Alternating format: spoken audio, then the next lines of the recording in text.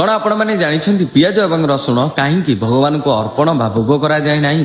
कारण पियाज एवं रसुण कौन से मंजीरु जन्म हुई ना यह एक राक्षसर रक्त एवं अमृतर किछि बुंदारू जन्म हुई समुद्र मंथन बेले जेतेबेले अमृत कलश बाहरी थिला राक्षस एवं भगवान को मध्य युद्ध होगा परिस्थिति आसीगला से समय भगवान विष्णु मोहिनी रूप धारण करथिले मोहिनी को सुंदरता देखि समस्त असुर मोहित होइगले एवं मोहिनी अमृत केवल देवता मानकु देबाकु लागिले समस्त असुर मानक मध्य सुर बानुथिले बहुत चालाक देवता रूप धारण करी सूर्य एवं चंद्र मध्य बसीगले एवं अमृत मध्य पान करि नेले देवता माने जेतेबेले जानि पारले जे से देवता नुहे असुर बोली भगवान विष्णु तांको सुदर्शन चक्र रे असुरर बध करिदेले से राक्षसर मुंड हैला राहु एवं शरीर है केतु से समय रक्तर किछि बुंदा पृथ्वी रे पड़गला किंतु रक्त रे अमृत मिसिथिला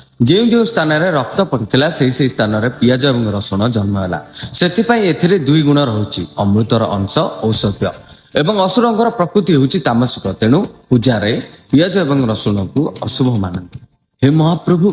तम माया बड़ विचित्र महिमा जय जगन्नाथ।